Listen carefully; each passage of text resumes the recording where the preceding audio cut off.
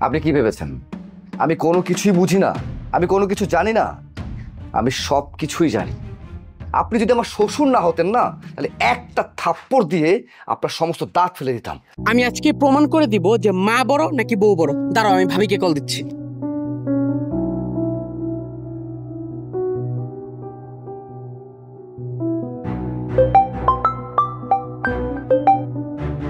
Hello, হ্যাঁ বল। Hello ভাবি।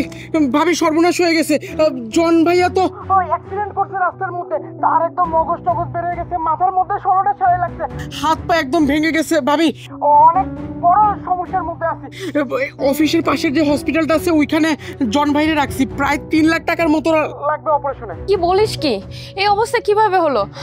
আচ্ছা, তুই কোন হসপিটালে আসছিস বললি? ঠিক আছে শোন, আমি না চলে আসতেছি, তুই থাক, তোর ভাইয়ের কাছ থেকে নড়িস না, আমি টাকা নিয়ে এখনই চলে আসতেছি। হ্যাঁ বাবা, তোমার জামাই না অ্যাক্সিডেন্ট করছে, মাথার ঘিলু টুলু নাকি বের হয়ে গেছে, অবস্থা খারাপ, এখনই 3 লাখ টাকা নিয়ে আমাদের হসপিটাল যেতে হবে। বাবা চলো। বলছিস কি তুই এসব? আচ্ছা ঠিক আছে, তুই বস, একটু ঠান্ডাভাবে বস।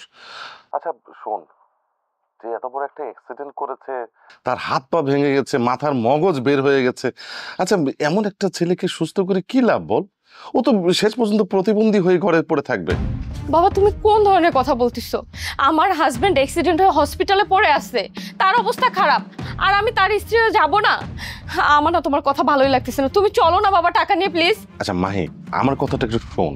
আচ্ছা ধর আমরা 3 লাখ টাকা নিয়ে গিয়ে হাসপাতালে ওকে সুস্থ করে নিয়ে আসলাম। সুস্থ হওয়ার পর বাসায় এনে দেখলাম ওর একটা হাত নেই, পা নেই, তার মানে সে প্রতিবন্ধী। আচ্ছা এই প্রতিবন্ধীটা নিয়ে তুই করবি কি বল? একটা নারীর জীবনের সবচাইতে গুরুত্বপূর্ণ বিষয় হচ্ছে তার মা হওয়া। তুই তো বাচ্চা কাচ্চার মা হতে পারবি না, আমি নানা হতে পারবো না, তাহলে এই প্রতিবন্ধীটাকে ঘরে নিয়ে এসে আমরা করবোটা কি বল? শোন মা, এই দিন শেষে তুই একটা প্রতিবন্ধীর সাথে জীবনযাপন করবি আর আমি বাবা হয়ে এটা বসে বসে দেখবো? আচ্ছা হবেটা কি বলতো? এই সকাল থেকে রাত অবধি ওকে তো সেবা যত্ন করতে হবে, ওকে বাথরুমে নিতে হবে, গোসল করাতে হবে, তার জন্য রান্না করতে হবে, তাকে খাইয়ে দিতে হবে, তাকে পরিয়ে দিতে হবে। আচ্ছা এইভাবে কি জীবন চলে? এইভাবে জীবন যায়? মারে তুই মাথা থেকে ওগুলো ছেড়ে ফেল। তুই সুন্দর আছিস, স্মার্ট আছিস, আর তুই আমার মেয়ে বলে কথা। যে কোনো ছেলে তোকে বিয়ে করতে রাজি আছে। আর আমার একটা বন্ধু আছে, বন্ধুর ছেলে তোকে বিয়ে করতে চায়। তুই মাথা থেকে ছেড়ে ফেলে ওর কথা, আমি ওর সাথে তোর বিয়ে দিব। হ্যাঁ ছেলেটা একটু নেশাপানি করে। আরে নেশাপানি করলে সমস্যা কি? এই যুগের ছেলে পেলে নেশাপানি করতেই পারে, তার তো টাকা আছে, তাই না? বাবা তুমি কিন্তু একদম ঠিক কথা বলেছো, আমি তো এভাবে ভেবেই দেখিনি। ঠিকই তো, প্রতিবন্ধী জামাই নিয়ে আমি কি করব? আমার যদি আবার ঘর হয়, সংসার হয়, আমি আবার বিয়ে করব, আমার গায়ে হলুদ হবে, বিয়েতে আমি নাচানাচি করব। ও আমার না ভাবতেই অবাক লাগতেছে। আমি খুব খুশি তোমার কথায়। এই না হলে আমার মেয়ে। এই তো তুই সব বুঝতে পেরেছিস মা, তুই কোনো চিন্তা করিস না, তোকে আবার নতুন করে বিয়ে দিব, ধুমধাম করে বিয়ে দিব। তুই কোনো ভাবিস না, 10টা গরু জবাই করে পুরো এলাকার মানুষকে দাওয়াত দিয়ে খাওয়াবো। তুই এই বিষয় নিয়ে কোনো টেনশন করিস না। তবে মা একটা কথা, এই ওরা হাসপাতাল থেকে আসার আগেই আমাদেরকে এখান থেকে চলে যেতে হবে। তুই কাজ কর, ঘরের মধ্যে গয়নাগাটি টাকা পয়সা যা আছে সব কিছু নিয়ে তুই বের হো, আমরা এখান থেকে চলে যাই। তুমি ঠিকই বলছো বাবা, ওরা আসার আগেই সবকিছু নিয়ে তুমি আর আমি পালিয়ে যাব। আচ্ছা একটা কাজ করি, আমি সবকিছু গুছিয়ে নিয়ে আসি, এখনই আমরা বের হয়ে যাব। ঠিক বলেছিস।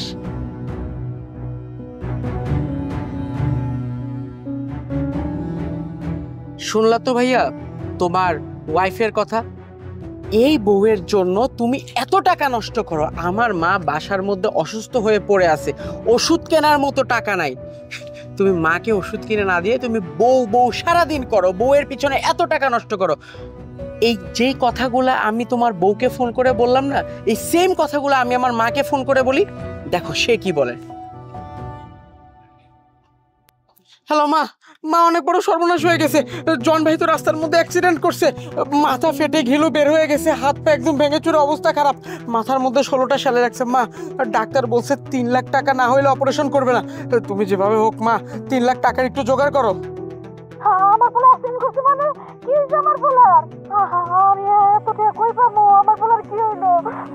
মা মা আমি ভাইয়ের কাছে আছি হসপিটালে, তুমি যেভাবে করে হোক টাকার জোগাড় কইরা তুমি তাড়াতাড়ি অফিসের দিকে আগাও ভাইয়ার, আমি আসতেছি তোমার এর নিতে। দেখলে তো ভাইয়া, এই হলো মা আর বউয়ের মধ্যে তফাৎ। তোমার বউকে যখন বললাম যে তুমি অ্যাক্সিডেন্ট করে রাস্তার মধ্যে মৃত্যুর সাথে পাঞ্জা লড়ছিলে, আমি তোমাকে হসপিটালে নিয়ে গেলাম, তখন তোমার ওয়াইফ তার বাবার সাথে পরামর্শ করে চিন্তা করলো নতুন বিয়ে করবে, নতুন সংসার পাতবে, বিয়ের মধ্যে নাচানাচি করবে। আর এদিক থেকে আমাদের মা, যার ওষুধ কেনার টাকা নেই, এদিকে আমাদের মা যার ওষুধ খাওয়ার টাকা নেই, সে কি বললো? সে বলল যেভাবে করে হোক তার গহনাগাটি বিক্রি করে হলেও সব টাকা জোগাড় করে সে হসপিটালের দিকে আসছে তোমাকে বাঁচানোর জন্য। আর কিছু বোঝার বাকি আছে? এখনো কি তুমি বলবা যে মায়ের থেকেও তোমার কাছে বউ বড়? বলো বলো ভাইয়া বলো। না, আমার যা বোঝার আমি সবকিছু বুঝে গেছি। এখন যা করার সবকিছু আমাকেই করতে হবে। মা এগিয়ে আসছে, চলো মাকে আগিয়ে নিয়ে আসি।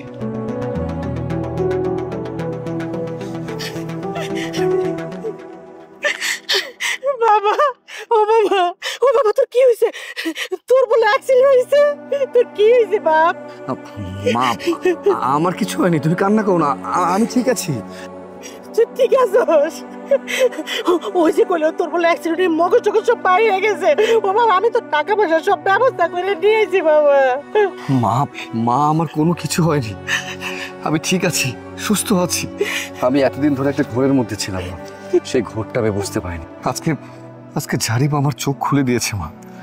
এতদিন ধরে আমি যেই বউয়ের জন্য আমি আমার সর্বস্ব লুটিয়ে দিয়েছিলাম, যার পিছনে আমি নিঃস্বার্থভাবে আমার সব কিছু খরচ করেছি, কিন্তু আজকে সেই বউ প্রমাণ করে দিল যে সে আমার আপন না। আর যেই মায়ের জন্য আমি কোনো কিছুই করিনি, যেই মাকে আমি সবসময় অবজ্ঞা করেছি, তিরস্কার করেছি, আজকে আমার ভাই আমার চোখ খুলে দিয়েছে। আসলে আমার কি করা উচিত ছিল আর কি করা অনুচিত ছিল সেটা আমি বুঝতে পারিনি মা। তবে হ্যাঁ, কিন্তু এই অন্যায়ের আজকে আমি একটা সুরাহা করব। তুমি চলো আমার সাথে, আসো।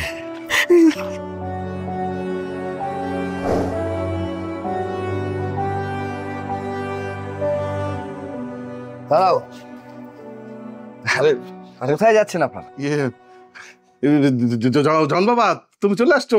আরে তোমার যে কথা শুনেছি, কথা শোনার পর তো এই যে আমরা টাকার ব্যাগ নিয়ে যাচ্ছিলাম, তুমি জানো আমার তো হার্ট অ্যাটাক করার মতো অবস্থা হয়েছিল। আমি তো 2 রাকাত নফল নামাজ পড়ে তারপরে যে মাহিকে দিয়ে এই টাকা পয়সা এখানে ঢুকিয়ে আমি যাচ্ছিলাম হাসপাতালে, এই যে, তাই না মাহি?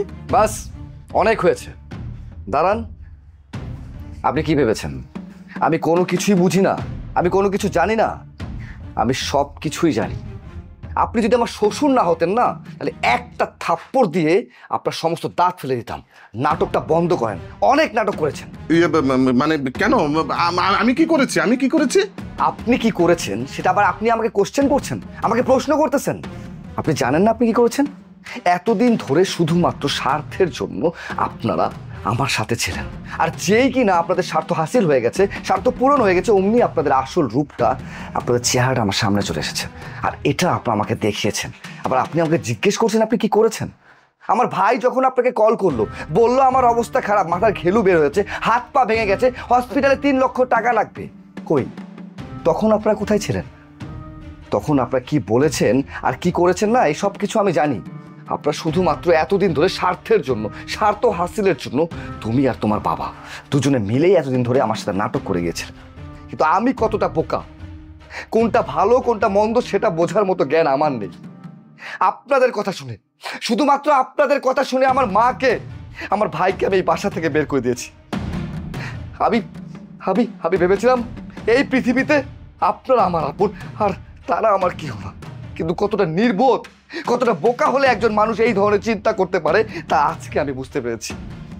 যাদের জন্য আমি আমার মা, আমার ভাইকে বের করে দিয়েছি, তারাই কিনা আমার সাথে আজকে এই ধরনের আচরণ করছে।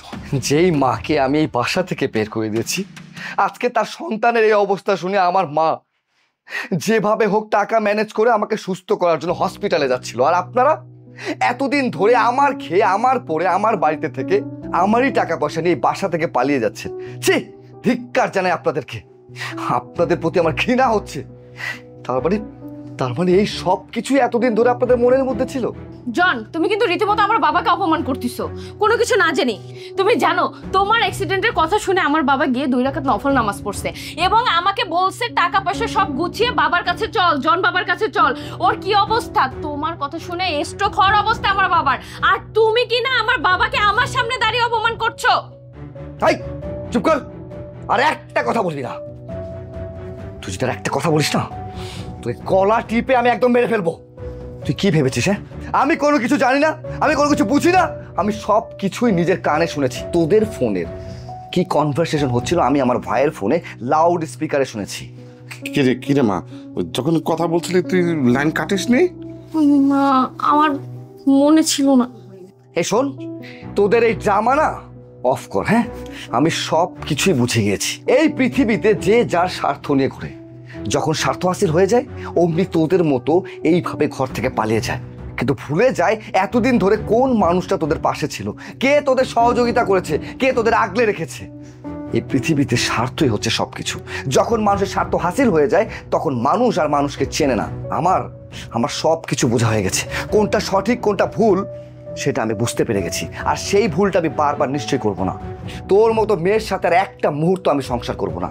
যে মেয়ের মধ্যে এত লোভ লালসা এত কিছু, ছি, আমার ভাবতে অবাক লাগছে। নিজের বাবা বিয়ের জন্য সাই দিচ্ছে আর সেই বিয়েতে গায়ে হলুদে নাচানাচি করার মতো মন মানসিকতা নিয়ে তুমি আছো। তুমি কি ভেবেছো তোমার সাথে আমি সংসার করব? কখনো না। তোমাকে আমি ডিভোর্স দিব। তোমার মতো মেয়ের সাথে আমি একটা মুহূর্ত থাকতে চাই না। বাবা, মাহির এই বিষয়ে কোনো দোষ নেই বাবা, বিশ্বাস করো। ও যা করেছে সব আমার প্রলোভনে করেছে। আমি যাকে আমি ওকে যা বলেছি তাই করেছে বাবা। বাবা, ওকে তুমি কিছু বলো না বাবা। ঠিক আছে, আমি ভুল করেছি, আমি তোমার কাছে ক্ষমা চাচ্ছি বাবা। আমাকে তুমি ক্ষমা করে দাও বাবা। যাই, চুপ করুন। আমি কোনো অজুহাতি আর শুনতে চাই না। অনেক নাটক শুনিয়েছেন আপনারা, অনেক কথা বলেছেন, অনেক ভুং ভাঙ আমাকে বুঝিয়েছেন। আমি সব কিছুই এতদিন বুঝে গেছি, কিন্তু এখন বোঝার মতো বোধগম্য আমার হয়ে গেছে। কোনটা সঠিক আর কোনটা ভুল তা নির্ধারণ করার মতো যথেষ্ট জ্ঞান আমার হয়ে গেছে। আর শিক্ষার দরকার নেই, কারণ যথেষ্ট শিক্ষা দিয়েছেন আপনি আর আপনার মেয়ে। আমি আর কোনো কথাই আপনাদের কাছ থেকে শুনতে চাই না। খুব ভালো হবে এখান থেকে আপনি আপনার মেয়েকে নিয়ে বের হন, তা না হলে ঘাড় ধাক্কা দিয়ে আমি বের করে দেবো। Out, out. ঠিক আছে মা, চল। এই, ওয়েট আ মিনিট, ওই লাগেজটা ওইখানে রেখে যা। আউট।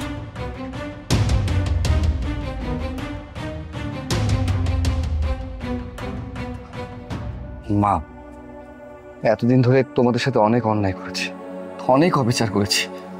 ছেলে হিসাবে কখনো আমি তোমাদের সাপোর্ট করিনি। ওরা যা বলতো ওদের কথাই বিশ্বাস করেছিলাম। মা, আমি অনেক বড় অন্যায় করেছি তোমার কাছে, অনেক বড় ভুল করেছি। মা, আমাকে তুমি মাফ করে দাও। মা, বাবারে, তুই তো আমার সন্তান। মায়েরা না সন্তান করবো কোনো রাগ করে না। তুই যেহেতু তোর ভুলটা বুঝতে পারছস, রে আমি শান্তি পাব। তুই সুস্থ আছোস, ভালো আছোস।